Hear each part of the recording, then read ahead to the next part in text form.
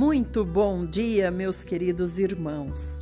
Mais uma vez estamos recebendo esse presente maravilhoso de Deus, um dia de vida.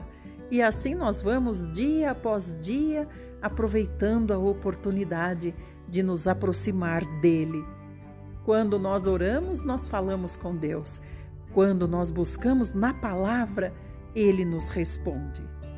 E hoje nós vamos começar com o Salmo 147, Louvor ao Deus Todo-Poderoso. Aleluia! Como é bom cantar louvores ao nosso Deus! Como é agradável prestar louvores ao nosso Deus, uma adoração condigna. Eterno, reconstrói Jerusalém. Ele congrega os exilados de Israel. Somente Ele cura os corações quebrantados e somente Ele lhes pensa as feridas. Ele fixa o número das estrelas, a cada uma das estrelas Ele dá um nome. O nosso Senhor é soberano e tremendo, o seu poder e é infinita a sua sabedoria. O Senhor ergue os humildes, mas rebaixa os ímpios até o chão. Entoai ao Senhor com ações de graças, cantai ao nosso Deus ao som das cítaras. Ele cobre de nuvens os céus, ele prepara a chuva para a terra, ele faz brotar a relva sobre as colinas. Ele dá alimento ao gado e aos filhotes do corvo quando crocitam de fome. Ele não se compraz no vigor do cavalo, nem dá valor à agilidade dos seres humanos. O Senhor se agrada dos que o temem, daqueles que depositam sua esperança em seu amor leal e perene.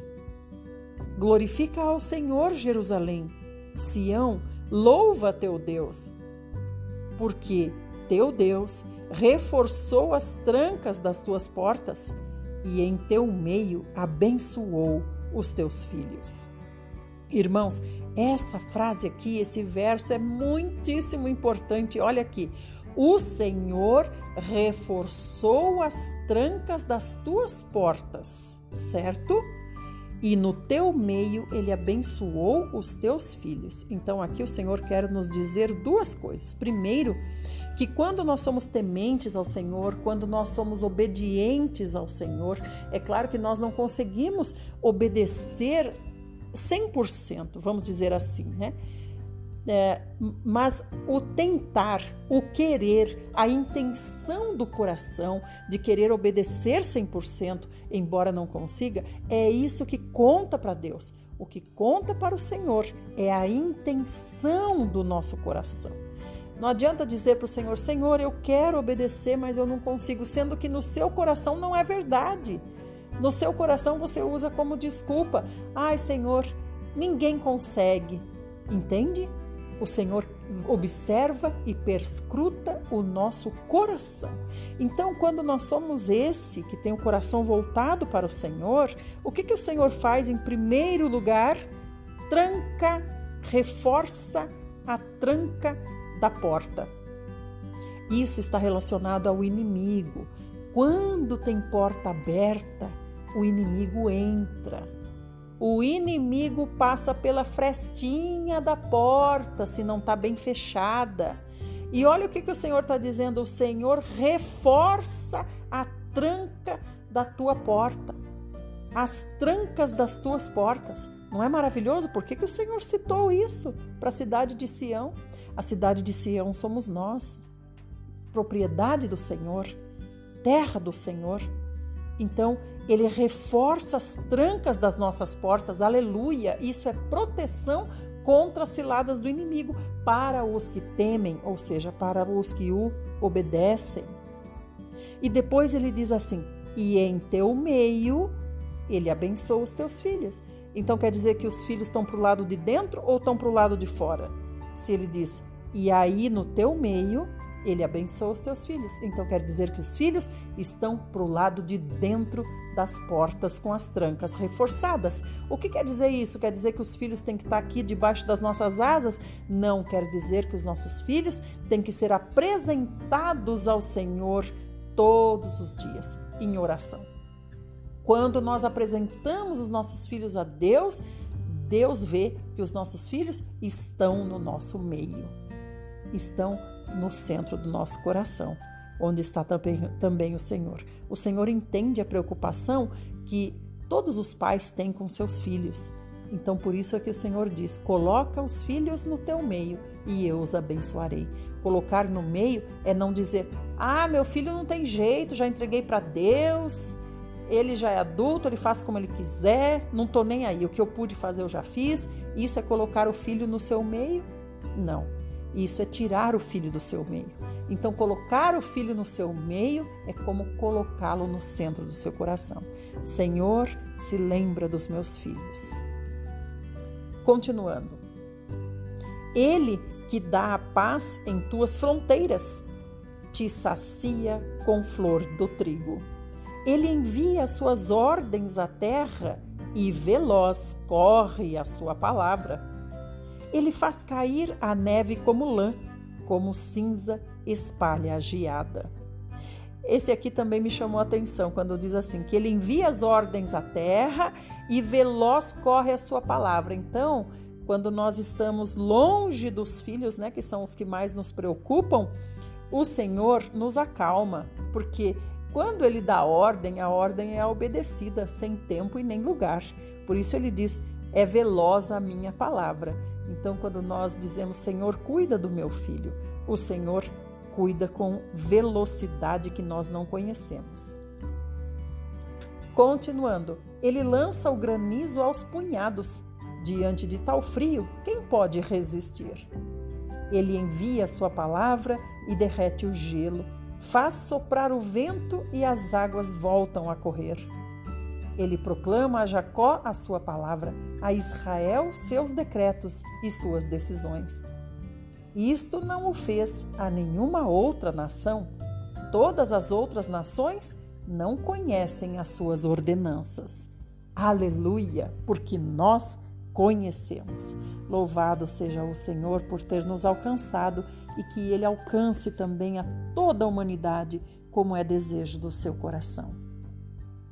Vamos agora para Provérbios. Nós estamos em Provérbios 18 e hoje 4 e 5.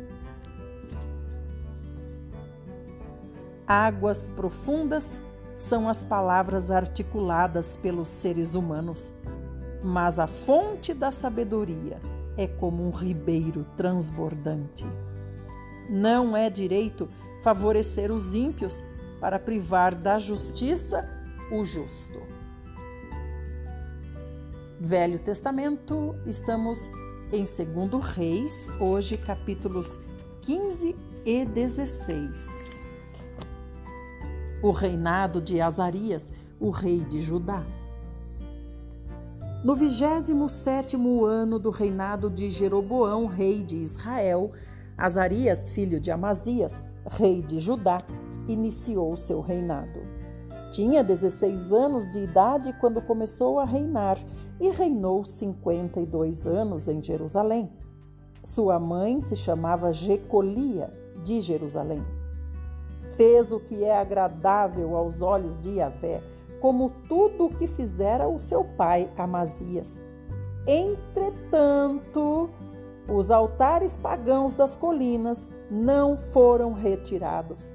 O povo continuava sacrificando e queimando incenso nesses altares. Então, o Senhor feriu o rei com lepra até o dia da sua morte. Permaneceu o rei morando em uma casa separada, e seu filho Jotão regia o palácio e governava o povo. Os demais atos de Azarias e tudo quanto realizou estão escritos no livro das crônicas dos reis de Judá. Azarias repousou com seus antepassados e o sepultaram com eles na cidade de Davi. Seu filho Jotão assumiu seu trono e reinou em seu lugar. No 38º ano do governo de Azarias, rei de Judá, Zacarias, filho de Jeroboão, reinou 6 meses sobre Israel em Samaria. Fez o que era mal diante de Yahvé, como haviam procedido os seus antepassados. Jamais abandonou os pecados de Jeroboão, filho de Nebate, que ele tinha induzido todo o povo de Israel a cometer. Salum, o filho de Jabes, conspirou contra ele, o feriu diante do povo e o matou, e ocupou o seu trono. Ele reinou em seu lugar. O restante da história de Zacarias está registrado no livro das Crônicas dos Reis de Israel. Então, cumpriu-se a palavra do Senhor que foi dita a Jeú: teus descendentes se assentarão sobre o trono de Israel até a 4ª geração. E assim deveras aconteceu. Salum, filho de Jabes, começou a reinar no 39º ano de Uzias, o rei de Judá, e reinou durante 1 mês em Samaria. Subindo de Tirza, Manaém, filho de Gade, veio a Samaria. Feriu ali o rei Salum, filho de Jabes, matou o rei e reinou em seu lugar. Quanto aos mais acontecimentos do reinado de Salum e a conspiração que ele liderou, estão escritos nos registros históricos dos reis de Israel. Então Manaém, vindo de Tirza, atacou Tífisa e feriu todos que lá se encontravam e os que estavam ao redor, porquanto eles se recusaram a abrir as portas da cidade. Ele saqueou Tífisa e rasgou ao meio todas as mulheres grávidas. Quanta crueldade, né, irmão, nesses tempos aqui. Nesses tempos as pessoas eram dominadas pelo medo. No 39º ano do reinado de Azarias, rei de Judá, Manaém, filho de Gade, tornou-se rei de Israel e governou 10 anos em Samaria. Ele praticou o que Yahvé reprova.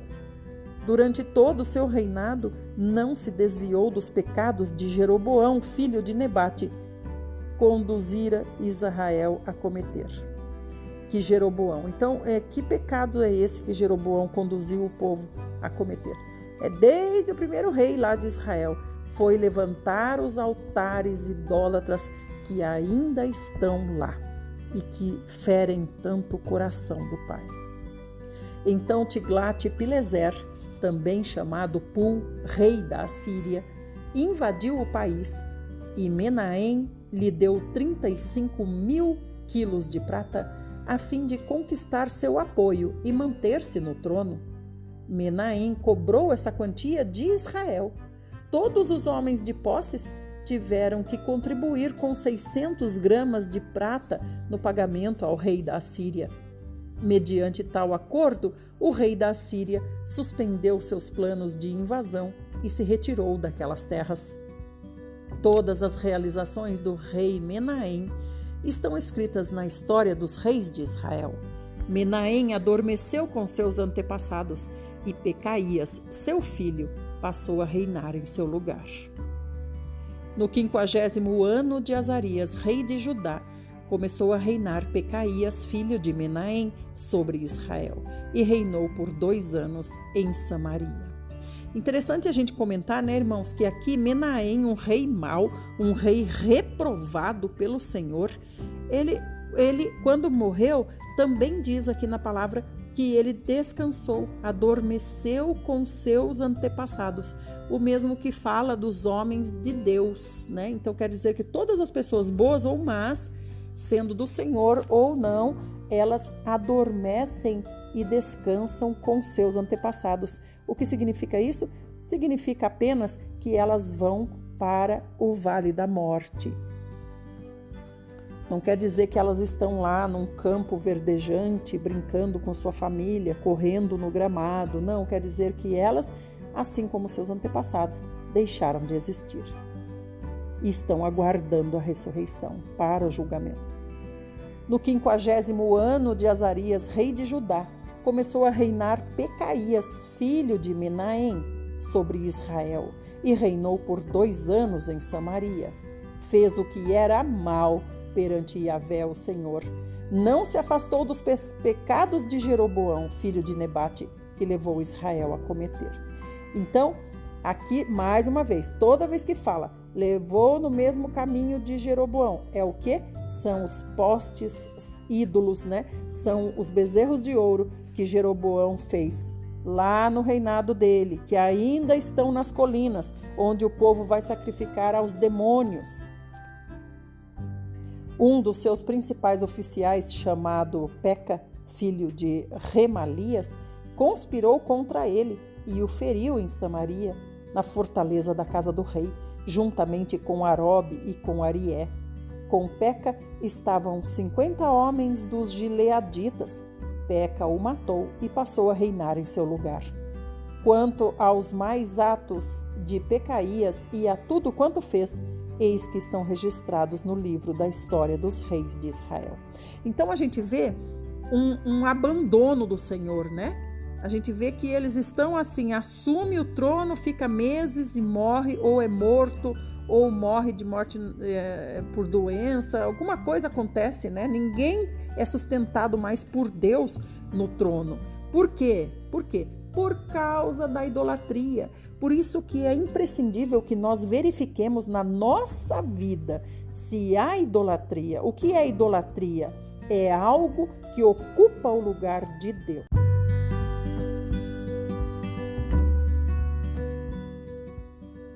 No 52º ano de Azarias, rei de Judá, começou a reinar Peca, filho de Remalias, e governou a nação de Israel em Samaria durante 20 anos.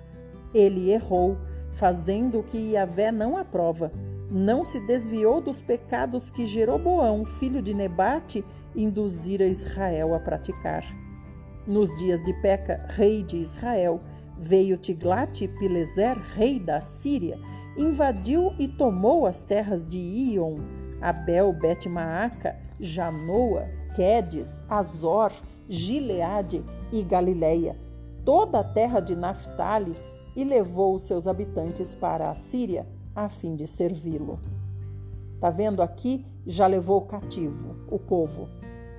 Oséias, filho de Elá, conspirou contra Peca, filho de Remalias, e o feriu e o matou, e reinou em seu lugar no 20º ano de Jotão, filho de Uzias.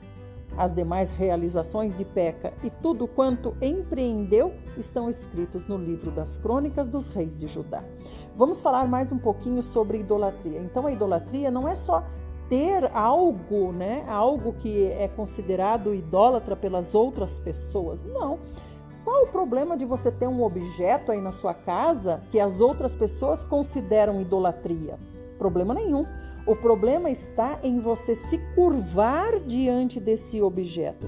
O problema está em você se sacrificar ou sacrificar algo, seja dinheiro, seja, não sei, oferecer coisas para esse objeto. É claro que esse objeto representa um ser que está por trás dele. Ele é a representação de um ser. Assim como a arca do Senhor era a presença do Senhor, era a representação do Senhor naquele lugar. Onde estava a arca do Senhor, ali estava o Senhor Deus. Então, a idolatria, não, o problema desses altares aqui mesmo, dos bezerros de ouro, né? O problema, o Senhor sempre cita aqui, fazendo o povo de Israel sacrificar nos altares idólatras. Então, não adianta você vasculhar a sua casa. Deixa eu vasculhar a minha casa e ver se tem alguma coisa relacionada à idolatria na minha casa que eu vou queimar. Não é isso, é sempre o coração, gente, o coração. Se o seu coração coloca fé naquele objeto, faz pedidos para aquele objeto ou para o ser que aquele objeto representa, mesmo que tenha um nome bom, um nome de algo bom, né? Você faz pedidos para aquele objeto e não para o Senhor Jesus. Você está colocando no lugar do Senhor Jesus para resolver os problemas da sua vida. Você está buscando como Deus, como Pai, esse objeto, esse ser que está por trás desse objeto. Então, esse que é o problema. O problema não está tanto em ter o objeto. É claro que conforme você vai amadurecendo, você não quer essas coisas. Mas o problema não está tanto em ter essas coisas. O problema está em cultuar essas coisas. O que é cultuar? É fazer pedidos, é sacrificar a essas coisas, é sacrificar nesses altares idólatras, é sacrificar a esses objetos. O que é sacrificar? É oferecer alguma coisa, é oferecer uma vela, é oferecer uma oração, é fazer um pedido, é dar um beijinho e por aí vai. Continuando. Os atos de Jotão, o rei de Judá. No ano 2º de Peca, filho de Remalias, rei de Israel, começou a reinar Jotão, filho de Uzias, rei de Judá. Tinha ele 25 anos de idade quando começou a reinar e governou durante 16 anos em Jerusalém. Era o nome de sua mãe, Jerusa, filha de Zadoque. Fez o que era reto perante Yahvé, o Senhor, e em tudo procedeu de acordo com o que fizera Uzias, o seu pai. Entretanto, os altares idólatras não foram derrubados. Olha o que fala agora, irmãos. O povo continuou a adorar e oferecer sacrifícios pagãos e a queimar incenso nesses locais, nesses altares. Todavia, Jotão reconstruiu a porta superior da casa de Yahvé, o Senhor. Então, dá para entender o que é idolatria? Idolatria não é ter alguma coisa, não é ter o bezerro de ouro. A idolatria é adorar o bezerro de ouro. E o que é adorar? É o que o Senhor está explicando aqui. É oferecer alguma coisa, é queimar um incenso, entende?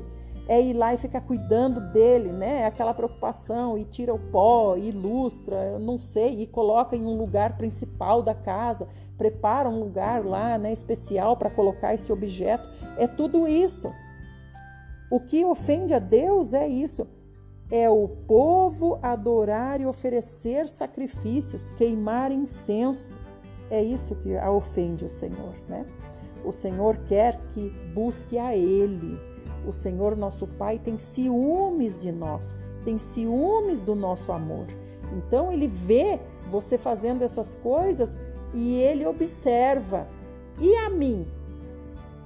Se bem que você não pode adorar a dois deuses.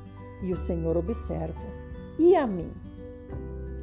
Quanto aos mais atos de Jotão e a tudo quanto realizou, porventura não estão registrados por escrito no livro da história dos reis de Judá?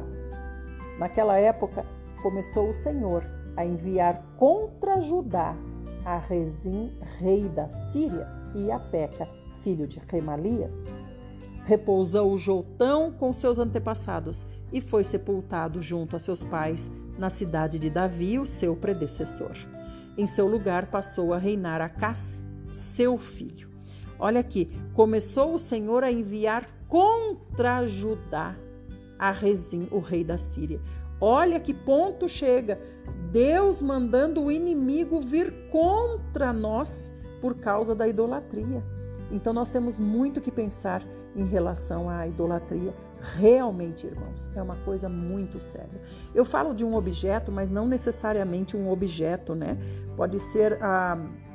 Pode não existir o objeto, mas o seu coração está em outra coisa, está devotado a outra coisa. Quando você tem as suas necessidades, na sua hora de angústia, você busca essa outra coisa, que eu não sei o que pode ser, né? Pode ser um livro, pode ser um pensamento, pode ser até uma música. Eu não sei, amados, eu não sei. Que o Senhor explique para vocês o que eu não posso explicar. Continuando. Capítulo 16, reinado de Acás em Judá. Observando, né, gente, que o Senhor não só se retirou, né, o Senhor não fala mais com eles, como agora o Senhor envia os inimigos contra eles, o seu próprio povo. E o Senhor não levantou mais nenhum homem de Deus depois de Eliseu. Tudo isso por causa do quê? Por causa da idolatria. No 17º ano de Peca, filho de Remalias, começou a reinar Acás, filho de Jotão, rei de Judá. Acás tinha 20 anos de idade quando começou a reinar e governou 16 anos em Jerusalém. Não fez o que é agradável aos olhos de Yahvé, seu Deus, como havia feito Davi, seu antepassado. Olha aqui como o Senhor sempre deixa o exemplo, né? O bom exemplo e o mau exemplo. O Senhor sempre fala, ele não fez igual Davi. E quando é um rei mau, ele fala, ele fez igual Jeroboão, filho de Nebate. Então sempre tem um exemplo que Deus deixa para ser seguido. Então ninguém pode dizer, eu não sabia. Ele imitou a conduta de alguns reis de Israel e chegou a fazer passar seu próprio filho pelo fogo, seguindo as tradições e costumes das nações pagãs que Yahvé havia expulsado de diante dos filhos de Israel. Ele ofereceu sacrifícios e incenso nos lugares altos, nas colinas e debaixo de toda árvore verdejante. Aí esse fez pior. Esse não só sacrificou nos ídolos que tinham ficado no tempo de Jeroboão, ou seja, os bezerros de ouro, como ele próprio levantou outros, né? Então ele era muito místico, levantou aqui, lugares altos eram lugares para adorar aos demônios, nas colinas era um lugar também para adorar aos demônios, debaixo das árvores que estivessem verdejantes era lugar para adorar aos demônios, e ele chegou ao ponto de matar o seu próprio filho e dar o seu próprio filho como sacrifício aos demônios. É claro que para eles, né, assim como nós hoje em dia, esses demônios não são demônios, eles são coisas boas aparentemente, né? Então ele não sacrificou dizendo assim, vou sacrificar o meu filho a um demônio para que isso seja uma coisa realmente má. Não, ele sacrificou o seu filho a esse Deus falso na intenção de estar fazendo alguma coisa boa, né? Boa, só que segundo a sua ambição, não segundo o seu coração sincero de querer, por exemplo, ajudar o povo de Israel, mas para cumprir os seus intentos ambiciosos do seu coração. E hoje em dia muitos filhos são sacrificados também a esses deuses que não são o Senhor Jesus, né? Esses falsos deuses. Como que os filhos são sacrificados hoje? Eles são mortos espiritualmente, porque os pais deixam que eles sigam na vida que não é uma vida de Deus. Os pais desistem de orar pelos filhos. Quando os pais fazem isso, é como se estivessem deixando que os filhos morressem espiritualmente, sacrificando seus filhos àqueles que não são de Deus. Então subiu Rezim, rei da Síria, com Peca, filho de Remalias, rei de Israel, a Jerusalém, para pelejarem contra Jerusalém. Cercaram Acás, porém não puderam prevalecer contra ele. Na mesma época, Rezim, rei da Síria, restituiu Elate à Síria e lançou fora dela os judeus, os edomitas. E os edomitas mudaram-se para Elate, onde habitam até os nossos dias. Acás enviou mensageiros a Tiglat-Pileser da Assíria, clamando: Eu sou teu servo e teu filho, sobe e livra-me do poder do rei da Síria e do poder do rei de Israel que se levantaram contra mim. Tomou Acás a prata e o ouro que se acharam no templo de Yahvé e nos tesouros da casa do rei e mandou de presente para o rei da Síria. O rei da Síria atendeu seu pedido, subiu contra Damasco e apoderou-se dela, deportou seus habitantes para Quir e mandou matar Rezim. Então Israel não tinha mais exército, né? Já há alguns reis atrás, a gente viu que não sobrou nem exército para Israel, né? Sobrou apenas alguns carros com seus cavalos, né? E apenas 10.000 soldados. Não dá para ir contra ninguém desse jeito. Então, quer dizer, se for com o Senhor, você vai até sem soldado nenhum. Mas na força do seu braço, 10.000 soldados contra esses reis poderosos aqui, como o rei da Síria, não tem como. Então aqui eles contratavam o rei da Síria como mercenário para ir lutar por eles. O rei Acás foi para Damasco a fim de encontrar-se com Tiglat-Pileser, o rei da Síria. E observando ali um altar, mandou ao sacerdote Urias um modelo do altar com informações detalhadas para a sua construção. O sacerdote Urias construiu o altar, executando todas as instruções que o rei Acás havia mandado de Damasco, antes que o rei chegasse de Damasco. Quando o rei Acás chegou de Damasco, viu o altar, se aproximou do altar e subiu a ele. Fez queimar sobre o altar seu holocausto, ofertas de cereais e suas oblações, vinho e sangue de ofertas pacíficas. O altar de bronze, que era dedicado exclusivamente a Yahvé, o Senhor Deus, ficava entre o novo altar e o templo, e por isso Acás o transferiu para o lado norte do seu novo altar. Então o rei Acás deu a Urias a seguinte ordem: queima no meu grande altar o holocausto da manhã, como também a oferta de cereais e o holocausto do rei, e a sua oferta de manjares, e o holocausto de toda a nação, e a sua oferta de manjares, e as libações, todo o sangue dos holocaustos e todo o sangue dos sacrifícios aspergirás sobre o altar.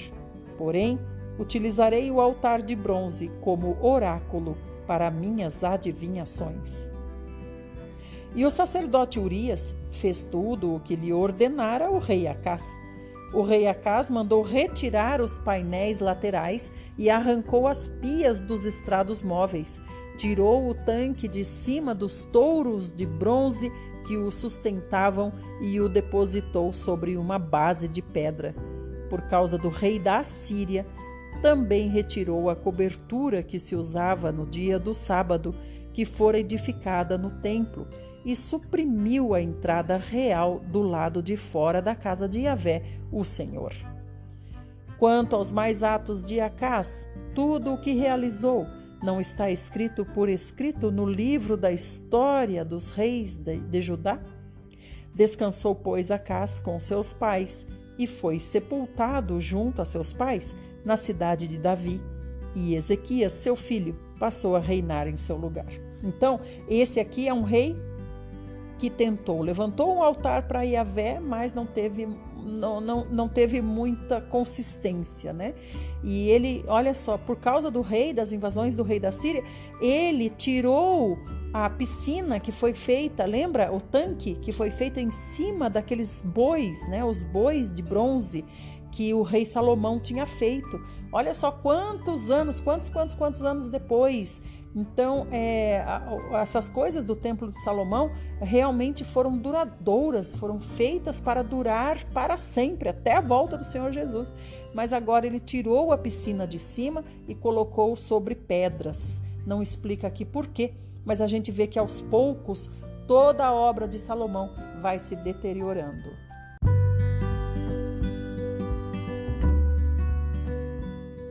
Chegamos no Velho Testamento e hoje vamos a partir de Atos 19, 21. Atos 19, 21. Paulo envia Timóteo e Erasto. Passados esses acontecimentos, Paulo decidiu no seu espírito, como nós dissemos ontem, no seu espírito humano, ir para Jerusalém, passando pela Macedônia e pela Acaia, e projetava, ou seja, e programava em si mesmo, né? Depois de haver estado ali, é necessário igualmente que eu veja Roma. E enviando a Macedônia 2 dos seus cooperadores, Timóteo e Erasto, ficou por mais algum tempo na província da Ásia. Naquele tempo, aconteceu grande alvoroço por causa do caminho. O que é o caminho, irmãos? O caminho é o jeito que eles passaram a ser chamados, né? Como se fosse para os gentios, né? Para os judeus, não sei, para todos. Passou a ser chamado o caminho como se fosse uma seita. Ah, eles são da seita, o caminho, aceita o caminho. Agora, por que o caminho? Porque o Senhor Jesus disse que ele era o caminho. E também porque Paulo viu o Senhor Jesus no caminho a Damasco. E um ourives chamado Demétrio, que confeccionava miniaturas de prata do templo de Diana e proporcionava grandes lucros aos artífices, promoveu uma reunião dos artífices com os demais trabalhadores dessa profissão e falou com eles: Senhores, sabeis que deste ofício vem o nosso enriquecimento. Olha só, ele não fala desse ofício vem o nosso sustento. Não, mas produzir as estátuas e vender as estátuas dava enriquecimento. E estais observando e ouvindo que não apenas em Éfeso, como também em quase toda a província da Ásia, esse indivíduo Paulo tem persuadido e alterado o modo de viver de muitas pessoas, afirmando que deuses feitos por mãos humanas não têm poder divino. Olha que interessante, esse homem aqui, esse Ourives Demétrio, né? Ele conhece a história do Senhor Jesus e não se converteu, né? Porque ele mesmo diz aqui, ó, ele chegou aqui não apenas em Éfeso, mas também em toda a província da Ásia. Esse indivíduo Paulo vem persuadindo e alterando os costumes. Então é por isso que eu digo, quando o Senhor operava sinais e milagres através de Paulo, através dos apóstolos, o Senhor fazia com que o evangelho se propagasse com muito mais velocidade, né? Então, esse homem nunca tinha visto Paulo, no entanto, ele conhecia o que Paulo pregava. E ao continuar isso, corremos o risco de ver não apenas nossa arte perder o prestígio que ostenta diante de todos, como também de o templo da grande deusa Diana cair em descrédito, e mais, de a própria deusa Diana, hoje adorada em toda a província da Ásia e em todo o mundo, ser destituída de sua majestade divina. E assim que os outros ouviram isso, os outros quem? Os outros profissionais que faziam estátuas da deusa Diana, eles foram tomados de grande ira e começaram a dizer: grande é a Diana dos Efésios. E rapidamente toda a cidade foi envolvida por esse absoluto alvoroço. O povo correu alucinado para o teatro, arrastando os companheiros de ministério de Paulo, os macedônios Gaio e Aristarco. Então Paulo quis se apresentar à multidão, mas os discípulos não deixaram. Também alguns dos oficiais religiosos romanos, amigos de Paulo, chegaram a mandar para Paulo um recado expresso, rogando a Paulo que não se arriscasse indo lá no teatro, que é onde está essa grande confusão, esse alvoroço, e para onde eles arrastaram os irmãos Gaio e Aristarco. A assembleia estava em total confusão. Uns gritavam de uma forma, outros protestavam de outra forma, e a maior parte das pessoas nem sabia ao certo por que estavam ali concentradas. Um grupo saído da multidão julgou que Alexandre fora o causador daquele tumulto, quando os judeus o impeliram para que fosse à frente. Ele, por sua vez, fazia sinal com as mãos, solicitando silêncio ao povo, para que pudesse expressar a sua defesa pública. Então, o povo julgou por si mesmo. A confusão era tanta que tinha gente que nem sabia o que estava fazendo ali, mas estava lá no meio, né, do fervo. E aí, o povo ali naquela multidão julgou: a culpa é de Alexandre. Foi Alexandre que causou esse tumulto aqui. Então, eles começaram a empurrar Alexandre como para ele ir para frente, né? E Alexandre fazia sinal com a mão, dizendo: silêncio para o povo, deixa eu falar, deixa eu explicar. Todavia, assim que eles perceberam que Alexandre era judeu, todos a uma só voz exclamaram durante quase 2 horas sem parar: grande é a Diana dos Efésios. Então esse Alexandre aqui, ele não tem a ver com o ministério do Senhor Jesus, mas ele é judeu. Então, se ele é judeu, ele adora a Deus. E esse povo aqui adora Diana, então já foram contra esse por ser judeu. Então o secretário-geral da cidade acalmou a multidão e ponderou a eles: caros cidadãos efésios, quem porventura desconhece que a cidade de Éfeso é guardiã do templo da grande Ártemis, e da sua imagem que caiu de Zeus? Olha que interessante, né? A inversão. A cidade é que é guardiã do templo de Diana, não é Diana que é guardiã da cidade. Portanto, considerando que estes acontecimentos são inegáveis, convém que vos aquieteis e nada façais irrefletidamente. Porque estes homens que aqui trouxestes não são ladrões de templos, nem tampouco blasfemam contra nossa deusa. Assim, se Demétrio e os artífices que o acompanham têm alguma queixa contra alguém, os tribunais estão abertos e há procônsules para isso, eles que apresentem suas denúncias ali. Contudo, caso haja qualquer outro pleito, este deverá ser decidido em assembleia regular, conforme a lei. Porquanto, da forma como estamos procedendo, corremos o perigo de sermos acusados de perturbar a ordem pública, tendo em vista o tumulto ocorrido hoje. E neste caso, não nos haveria motivo razoável que pudéssemos alegar para justificar tamanha movimentação do povo. E tendo dito isto, desfez a assembleia. Meus amados irmãos, a gente vê aqui a personalidade de Paulo, né? Paulo, ele não estava envolvido nisso aqui, porque eles pegaram, foi Gaio e Aristarco, né? Mas Paulo queria ir lá de qualquer maneira, para ir lá defender os irmãos, para ir lá tomar uma atitude. No entanto, os outros não deixaram. Por quê? Por serem cautelosos. Se Paulo for lá, eles vão acabar matando Paulo, porque foi Paulo que pregou o Senhor Jesus. Mas esse homem aqui, né, esse secretário-geral aqui da cidade, ele foi mais sensato, porque ele disse, escuta, eles não falaram mal da nossa deusa Diana. Então, se Demétrio está descontente, ele que vá até o tribunal e leve essa causa no tribunal. Por quê? Porque tinha caído, né, a renda deles vendendo estátuas da deusa Diana. Hoje nós vamos ler até aqui.